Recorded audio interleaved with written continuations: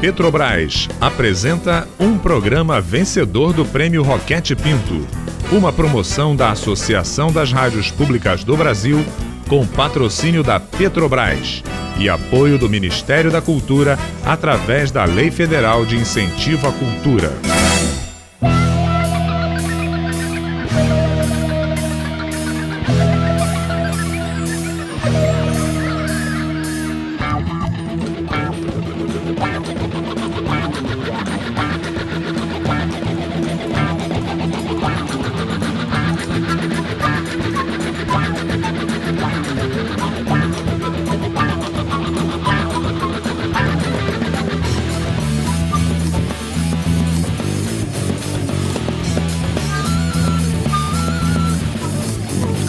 Da boca dos avós, a voz dos desmedidos, os ditos e os ritos, os gritos e os mitos, Tupiniquim, Machacali, Pataxó, Tupinambá, Jejinagô, Banto Hausa! A oralidade ela é fundamental porque ela surge numa visão assim, de dar voz a quem não teve possibilidade de deixar registros de sua trajetória.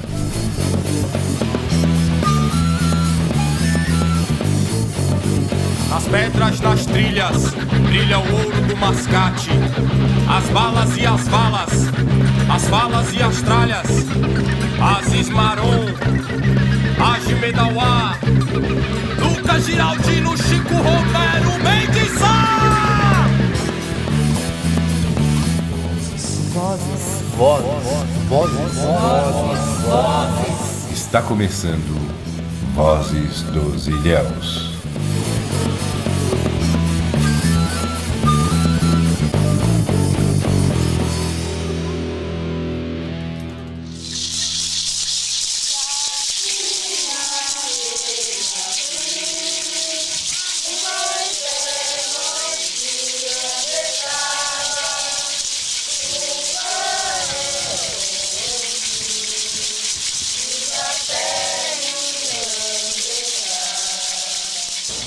Até desde o nosso nascimento até a nossa vida adulta, nós estamos lutando por uma causa que é nossos velhos que diz, né, que conta a história, que conta o surgimento, que conta a discriminação, que diz, olha, nós não assumimos por ser, não por medo, mas porque não podíamos dizer que éramos índios, não podíamos dizer que tínhamos uma etnia, que tinha uma história, que podia viver uma cultura. E para a gente se assumir é muito importante para nós hoje podermos andar, podermos dizer, cantar, dançar, tudo dizer que somos tupinambás.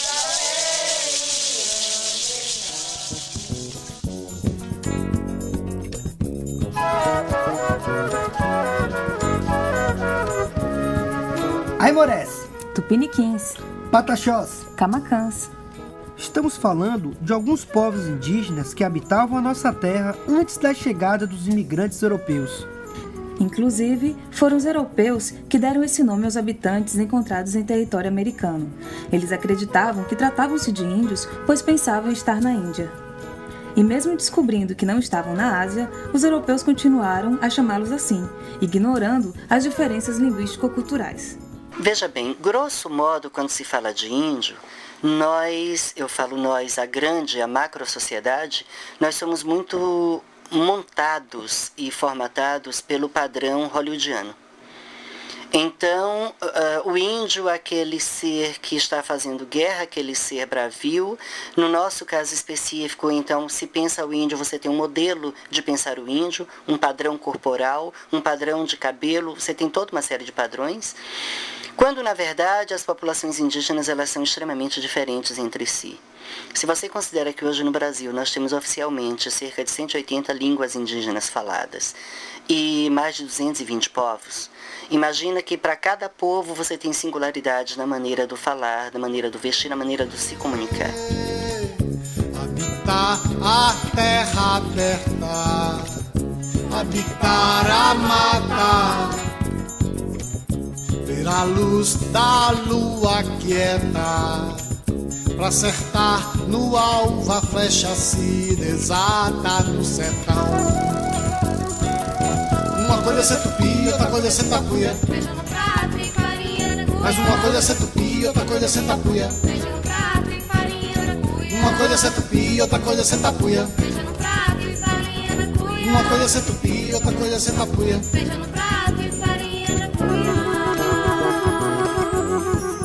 Olha, na costa de Ilhéus viviam os Tupiniquim, que era tribo que pertencia ao grupo Tupi. O grupo Tupi, ele era o grupo talvez mais adiantado. Esse grupo vivia na costa do Brasil. Era dividida em várias tribos: Tabajaras, Potiguaras, Caetés, Tupinambá, Tupiniquim, Tamoios. Esses viviam na costa. A costa era disputada com os índios do interior. Os índios que viviam no interior queriam um lugar na costa exatamente porque facilitava a pesca, né? Os mariscos, tartarugas. E por isso, talvez por serem mais adiantados, os tupis viviam na costa. Eles representavam um grupo sedentário, cultivavam a terra, pescava, caçava. E no interior de Ilhéus, enquanto na costa vivia o Tupiniquim, no interior vivia o Aimoré, a tribo dos Aimorés, que era uma tribo que pertencia já ao grupo G. Uma coisa é ser tupi, outra coisa é ser tapuia. Feijão no prato e farinha na cuia. Uma coisa é ser tupi, outra coisa é ser tapuia. Feijão no prato e farinha na cuia. Uma coisa é ser tupi, outra coisa é ser tapuia. Feijão no prato e farinha na cuia. Esses povos, eles são extremamente diferenciados. E aí você fala do G e do Tupi, eu queria chamar a atenção para um pequeno detalhe. São povos que falam línguas diferentes, de configuração espacial territorial também diferente. E no caso, o Tupi é o povo que no momento que os europeus começam a chegar oficialmente no Brasil, eles são os primeiros povos dos contatos.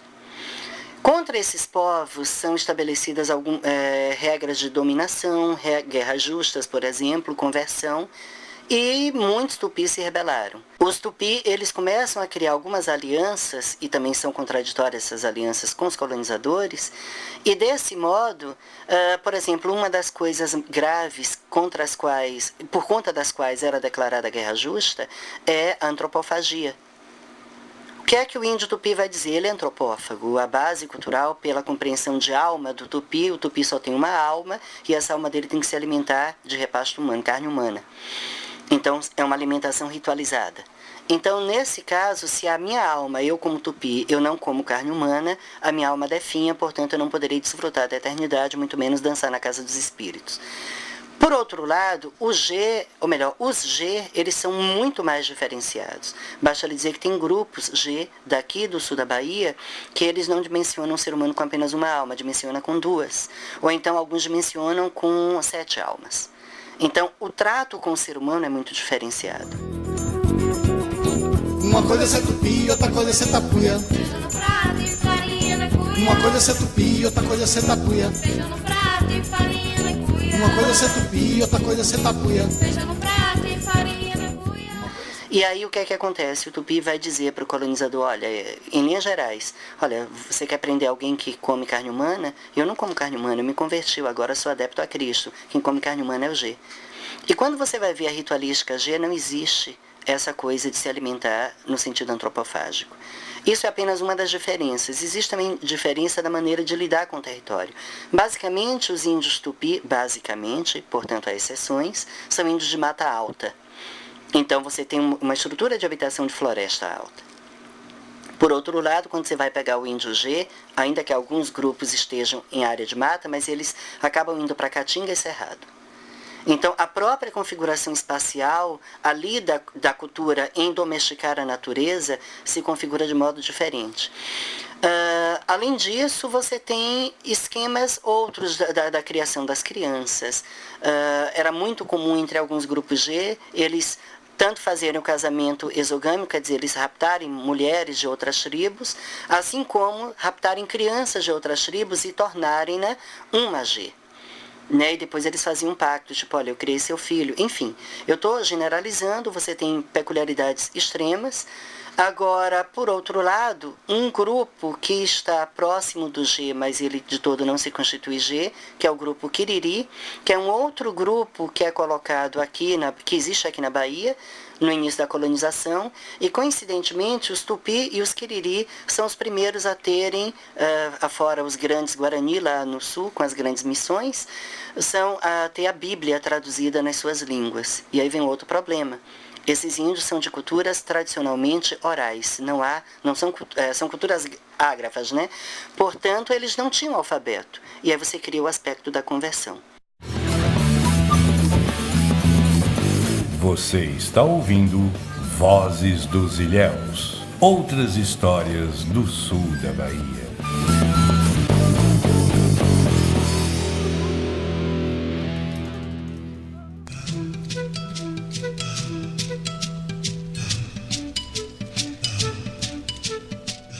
Desde criança, ouvia sempre meus pais falarem da relação com a terra onde vivíamos.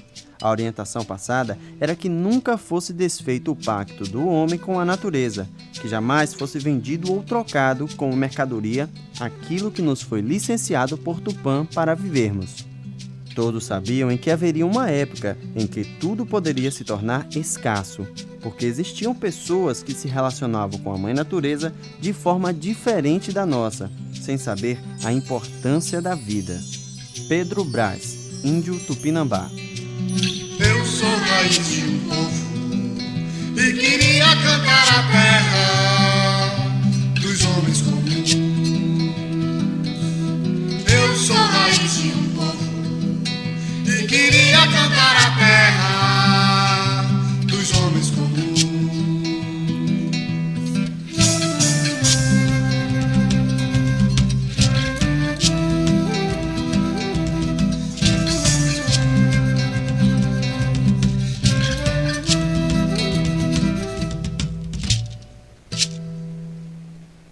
Povo que canta no Monte Pascoal, lança sua flecha, dança o ritual, que entrecorta guerras e brota nos rios, e seja nas matas, lança o desafio.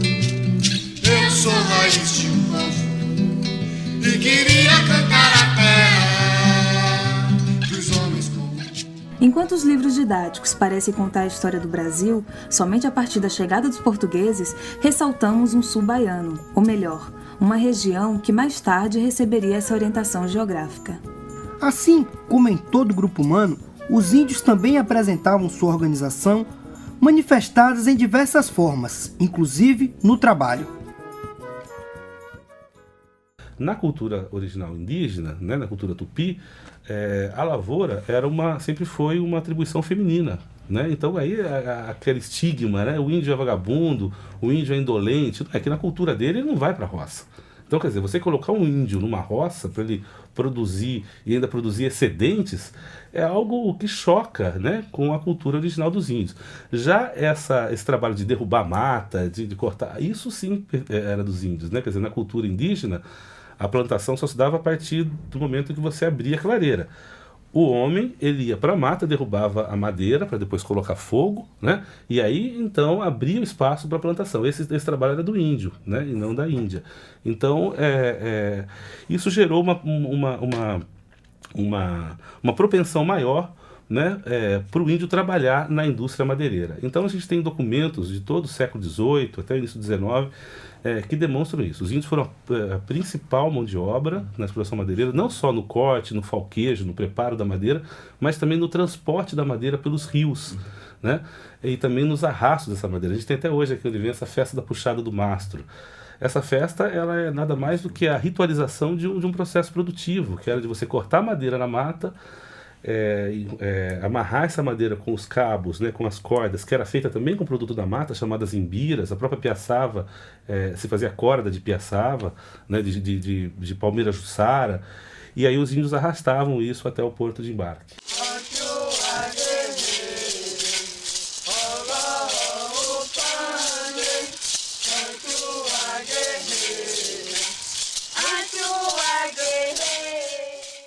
Olha, no século XVI, praticamente o principal trabalho, a execução de fato do trabalho foi pelo índio. Em Ilhéus havia pouco escravo no século XVI, escravo da África. Né? Você encontra, às vezes, no documento, muita gente imagina Ilhéus com muito escravo no século XVI, porque às vezes, nessa época, se chamava de negros também os índios. Só que diferenciava o negro da Guiné e o negro da terra. O negro da terra era o índio. O negro da Guiné era o negro que vinha de fora. Então, o trabalho indígena foi o principal aqui em Ilhéus no século XVI.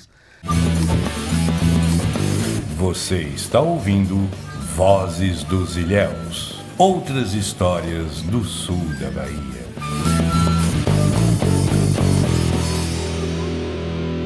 A cultura se manifesta das diversas formas, e ao contrário do que muitos pensam, ela está além do artesanato indígena vendido nos mercados. Por isso, não vamos pontuá-la, mas sim tratar a cultura como manifestação puramente humana. Bom, cultura, tradicionalmente, a gente teria que pensar a própria palavra cultura, que quando a antropologia se constitui como ciência, uma das coisas que ela vai fazer é redimensionar, ressignificar a palavra cultura. Cultura, inicialmente, ela foi pensada a partir do aspecto civilizacional, no qual só teria acesso à cultura quem era membro de uma elite. Então essa cultura ela é pensada dentro dos padrões eurocêntricos, é pensada em padrões letrados. A partir do momento que começam a fazer uma reflexão, principalmente a partir de pensadores alemães, ainda no século XIX, é que você vai ter com mais força uma crítica a essa dimensão elitista da cultura, onde se começa a perceber que a cultura é um todo que constitui o ser humano. A cultura não é apenas saber como se portar à mesa, saber como tocar um instrumento ou saber ler e escrever.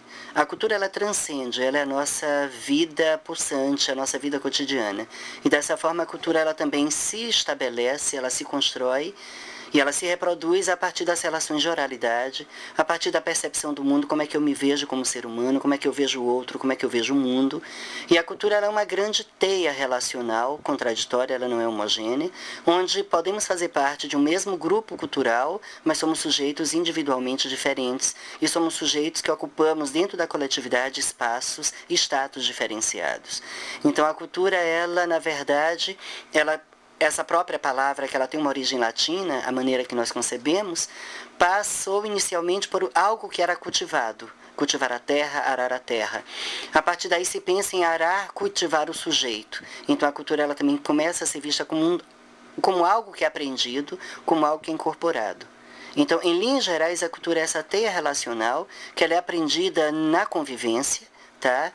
E ela é, ainda para o mesmo grupo, para uma mesma família nuclear, por exemplo, monogâmica, cada sujeito é incorporado pela cultura de maneira diferente. E dando continuidade ao nosso programa, sabemos que várias etnias povoaram e algumas ainda sobrevivem no sul da Bahia há milhares de anos.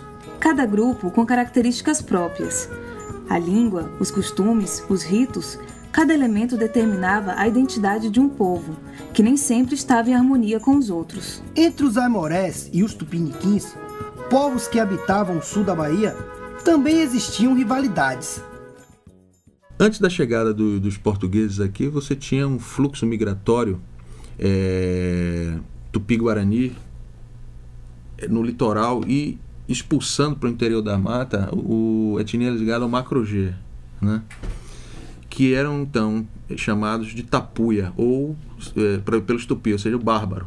Os tupis se consideravam acima, suas práticas culturais estariam mais evoluídas do que desses povos da mata, né, ou tapuia, ou como você chamar depois pelos brancos de botucu, por causa dos botox que eram utilizados nos lábios, né, e nas orelhas, né. Basicamente entre os homens que eram signo de masculinidade, né. Quanto maior o botox, maior o guerreiro, o valor dele, etc. Bom, então havia um conflito entre esses dois grupos, né, pelo domínio do litoral, porque o litoral era o filé mignon, porque você tinha água, principalmente sul da Bahia, né? Você tinha água disponível, rios, né? Pesca, etc. e tal. A fauna e flora riquíssima, e você também tinha os recursos do oceano, né? A pesca marinha, os frutos do mar, etc. e tal, né? Então, o litoral era o objeto de disputa, e que esse fluxo Tupi-Guarani, vindo originalmente da região amazônica, passando pelo litoral nordestino, expulsa, né, uns 200, 300 anos da chegada dos portugueses, essas etnias ligadas ao Macro-G, né, para as matas mais afastadas do litoral.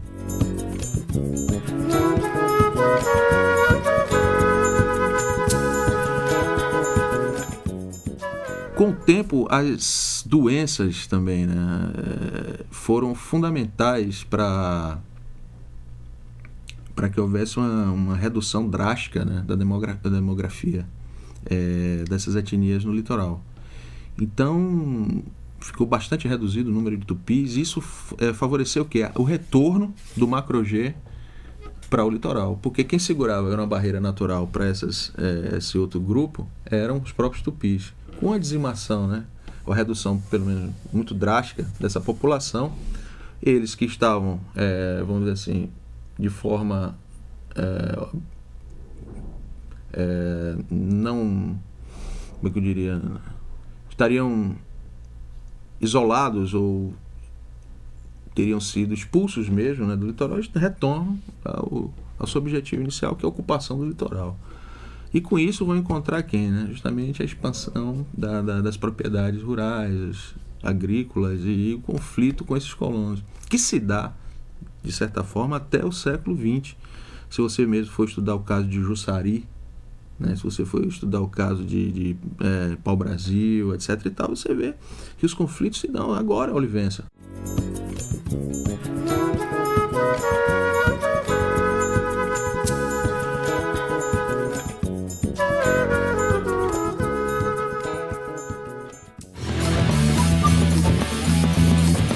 Você está ouvindo Vozes dos Ilhéus, outras histórias do sul da Bahia.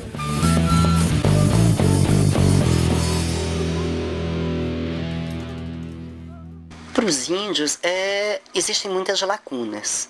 Se a gente vai comparar os escritos do início da colonização que ocorreram no Chile, no Peru, no México, você vai ter, em Honduras, Costa Rica, enfim, você vai ter muita coisa escrita pelos próprios índios. Porque uma coisa que não se fala normalmente é que parte das elites locais, elas foram alfabetizadas pelos colonizadores, e eles passam também a contar suas histórias. Diferente aqui na nossa colonização, você não tem esse processo, e você não tem uma estrutura tão estratificada quanto nesses outros lugares que me referi. O que é que acontece? Grosso modo, a gente só tem a leitura do olhar do europeu. Podemos destacar outros elementos importantes dessa cultura, muitas vezes suprimida ao longo dos anos. Para se ter uma ideia, o censo demográfico realizado entre as décadas de 1900 e 1980 não pontuava a população indígena do Brasil. Essa parcela da sociedade era indicada apenas como os mestiços, situados entre os brasileiros pardos. É muito bom reconhecermos na nossa história, saber que ela foi construída por várias mãos, está sempre em constante processo de formação. Além disso, percebemos também que seu alicerce é forte e rico. Cabe a cada um conhecer sua história e fortalecer sua identidade e formação. Éramos várias nações em uma única, hoje chamada Brasil. Milhões de indivíduos povoando essa terra, cada povo com sua tradição. Assim vivíamos até que um dia surgiu no horizonte embarcações cheias de figuras estranhas, jamais vistas por nossos antepassados. Eram homens sem cor alguma, vestidos com o corpo todo coberto. Falavam esquisito, incompreensíveis aos nossos ouvidos. Entraram sem pedir licença, pisando em nossas terras e nossos lares. Iacuí Tupinambá, índio na visão dos índios.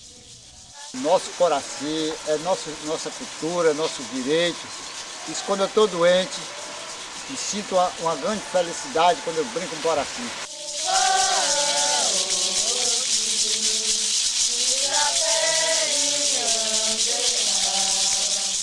Na minha época, né, da escravidão não foi comigo, foi com minha mãe, né? A minha mãe que falava para mim que sobre os índios, que nós não era daqui, ela morava muito distante na mata. Depois que a minha avó faleceu, foi que nós viemos para aqui. Mas não era aqui nós que morávamos aqui, era lá na praça, lá em cima. Então a gente veio para aqui, eu nasci aqui em Olivença. Foi imenso o impacto da conquista europeia sobre as populações nativas. E não sabemos ao certo a quantidade exata de índios que habitavam o sul da Bahia. Os dados se baseiam apenas em estimativas. E essa conquista resultou na formação das capitanias hereditárias, assunto do nosso próximo episódio. Já posso adiantar que por trás desse sistema estava o interesse econômico.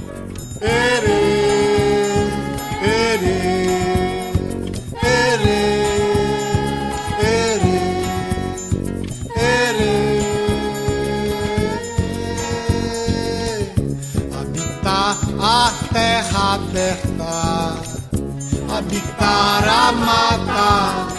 Esperamos que estejam gostando do programa Vozes dos Ilhéus. Encerramos por aqui, lembrando que temos ainda muita história para contar. Obrigada a todos pela audiência e até a próxima. Voltaremos em breve com o terceiro episódio do programa Vozes dos Ilhéus. Até lá! Participaram deste programa Cacique Alício Tupinambá, Cacique Valdelice Tupinambá, Marcelo Henrique Dias, André Luiz Rosa Ribeiro, Gustavo da Cruz, Arléo Barbosa, Augusto Fagundes Oliveira. Locução: Jonathan Sampaio e Kaline Cristina. Locuções extras: Oswaldo Filho, Carol Souza, Tarcísio Ribeiro, Antônio Figueiredo, Samuel Tuchê, Alisson Fagundes. Trilha sonora: Banda Manzoá e Banda Viola de Bolso. Roteiro: Everaldo Neto. Repórteres: Patrício Teixeira, Carol Souza e Jonathan Sampaio. Produção: Jonathan Sampaio e Carol Souza. Assistentes de produção: Camila Fontes, Abel Neto, Júlia Guedes, Patrício Teixeira e Vitor Henrique. Gravação, edição e mixagem: Adi Lúcio, Samuel Tuchê, Vitor Henrique e Jonathan Sampaio. Supervisão: Antônio Figueiredo e Marlúcia Mendes Rocha. Uma coisa é ser tupi, outra coisa é ser tapuia. Feijão no prato e farinha na cuia.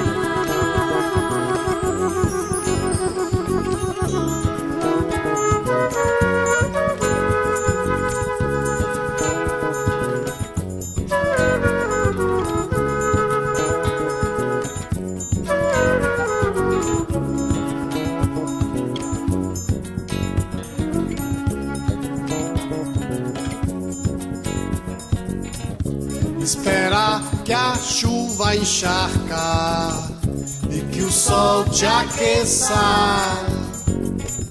Ver a planta, a flor e a fruta, que o corpo esqueça, nunca se entregar à escravidão.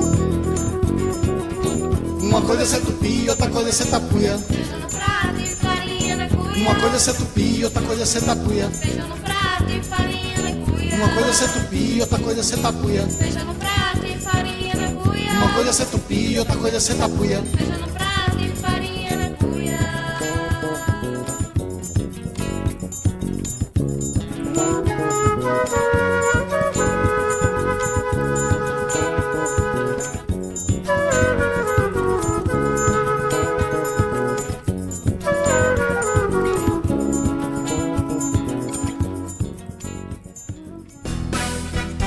Este programa foi um dos vencedores do Prêmio Roquete Pinto, uma promoção da Associação das Rádios Públicas do Brasil, com patrocínio da Petrobras, com apoio do Ministério da Cultura, através da Lei Federal de Incentivo à Cultura.